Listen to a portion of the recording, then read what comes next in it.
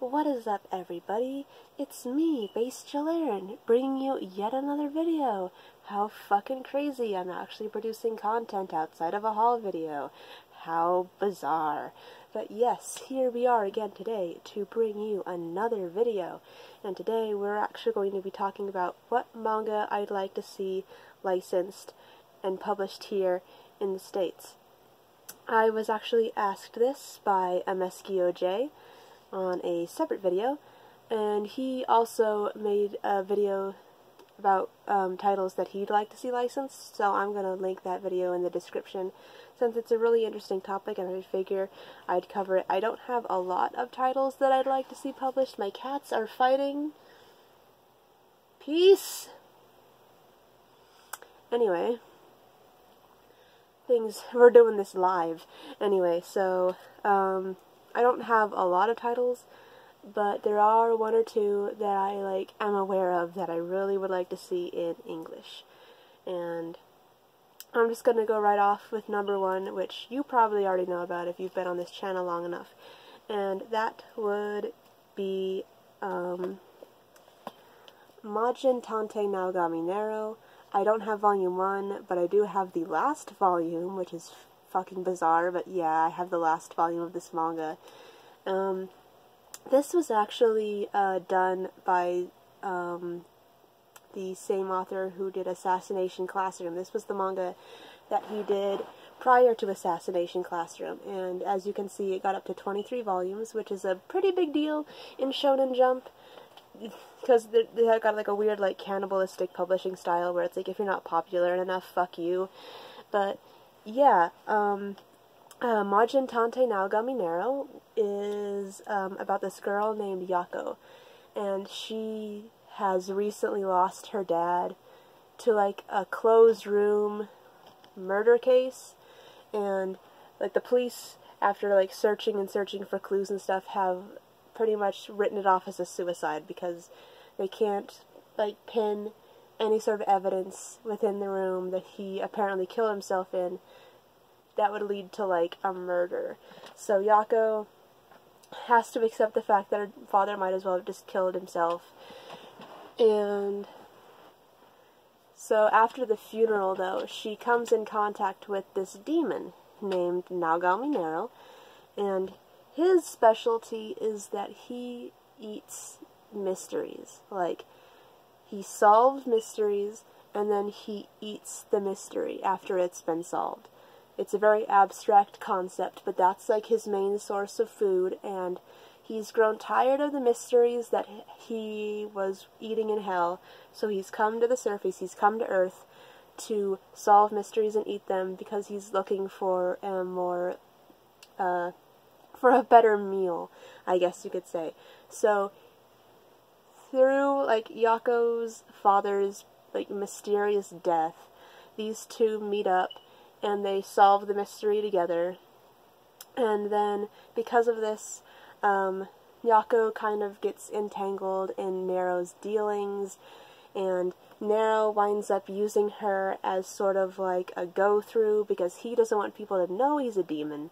So he makes it seem to the public like Yako's the one who's solving all the mysteries, and she's touted as this high school genius mystery solver, and he's just her assistant. They wind up opening a mystery agency together, and part of the enjoyment of Majin Tante Naogami Nero is how these characters play off one another, because Nero's whole shtick is that he's a demon, and he's a very, very powerful demon.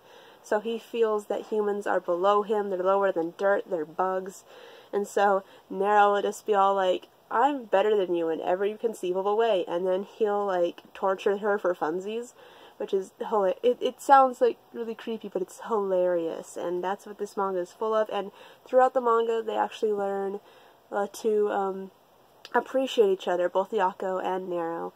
And it's a really great mystery manga, and it winds up becoming sort of a thriller sort of battle thing, as, Shonen Jump things tend to do.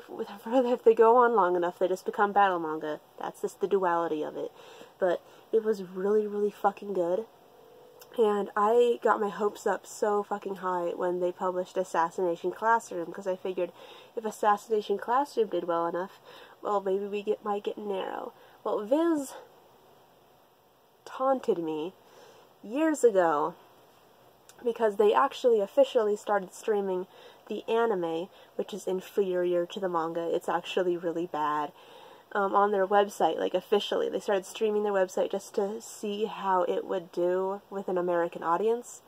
And as passionate as the Majin Tante Naoga Minero fans are, who really, really wanted like this to get licensed for Viz to actually pay it some attention, very, very small group of people. It's not a very big fandom. So I think the whole like promotional thing where they wanted to see how it would do, the streaming, like the period where they were streaming it for free ended, and obviously they didn't like license it like completely. So I really, really, really do want this manga to get published. I really do hope that the popularity of Assassination Classroom gives us the opportunity to see this be published in English. Like I said, this was published by Shonen Jump, so of course, if it were to be published here in the States, it would probably go to Viz.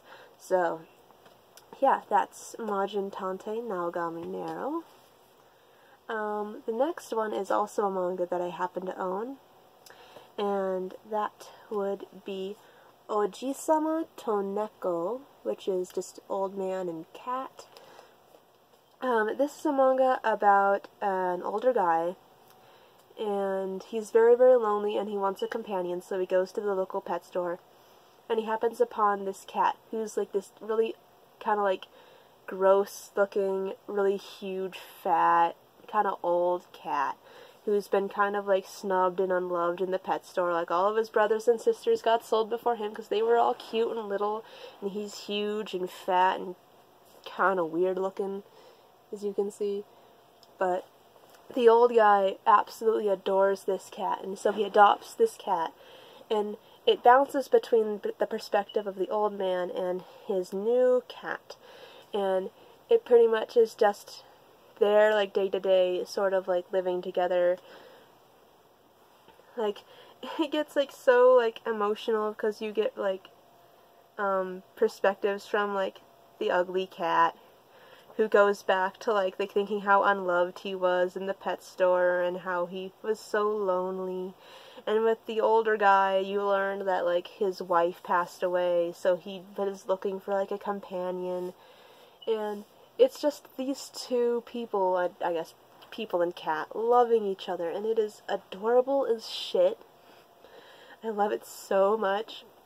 I'm planning on getting Volume 2 when it comes out, which is actually coming out in November, so I'm definitely going to get it, even though it's in Japanese, but the story is so simple that even if you can't actually understand the language, you can understand what's going on. Also, I mean, it's a very cute story, but there's definitely one of the selling points is that the old man is very attractive. He's a very attractive old guy, so it's definitely a manga for those types of fans who like sophisticated, attractive older men. But yeah, Ojisama to Neko is just cute as fuck. And it's published by Gangan Pixiv, which we don't have anything from. I think it's owned by Square Enix, and it's just their Pixiv magazine. So it could be up in the air about who could possibly publish this if it ever got published. But yeah, there's that. Next is Komi-san wa komyusho desu, which means Komi-san is bad at communicating. And it's about this girl who's in high school, and she's like, everyone thinks she's very mature and very sophisticated, and no one can approach her because they feel like she wouldn't like enjoy their company because she's very, very like a very mature sort of like air about her, so no one really ever approaches her. And one day she's approached by like a kid in her class, and it turns out that Komi-san is actually incredibly socially anxious, and the reason why she doesn't talk to anybody is not because she's better than them, it's because she's constantly terrified of people. And it's a really, really cute manga. Over the course of the story, Komi-san opens up to different other people in her class, and it turns out a lot of other people in her class have different kinds of social quirks. It's a really cute sort of slice of life manga, and it's absolutely adorable, and I'm honestly surprised as fuck that we don't have it yet, because it's really popular online, like, intensely so, but it's published by Shonen Sunday, which a lot of Shonen Sunday stuff is actually published through Viz, so if anybody were to publish it, it'd most likely be Viz, so, yeah. Then it's a title that I recently found out about, and I've fallen in love with it completely because it's so fucking hilarious. It's called Goku Fudo, The Way of the House Husband. And this is about Yakuza, like a really infamous Yakuza member. And he was, like, known as, like, the immortal, like, something or other, I kind of forget. But, he's, like, a really, like, big name, really infamous Yakuza guy. And the story is he winds up settling down with just, like, a regular office woman. And he becomes a house husband, and a really efficient house husband. But he still acts like a really badass, like, up-to-no-good Yakuza member while he's doing mundane house husbandly things, like cleaning the house with a Roomba, or cleaning his friend's clothes, or going out to the supermarket. It's just really, really interesting because you've got this, like, really hardened, badass Yakuza guy, and he's trying to acclimate to the life of just being a stay-at-home house husband who cleans the house and looks after the house all day. It's really, really fucking hilarious, and I want it so bad. I want it in physical form so badly. It's published by, Kurage Brunch, which, both Yen Press and Seven Seas have pulled titles from. So this is one of those ones that's kind of up in the air about who would publish it, if anybody.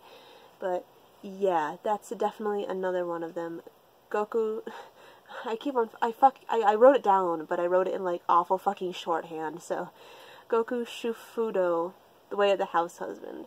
It's fucking hilarious, and if you have the opportunity, please go read it, because it is funny as fuck.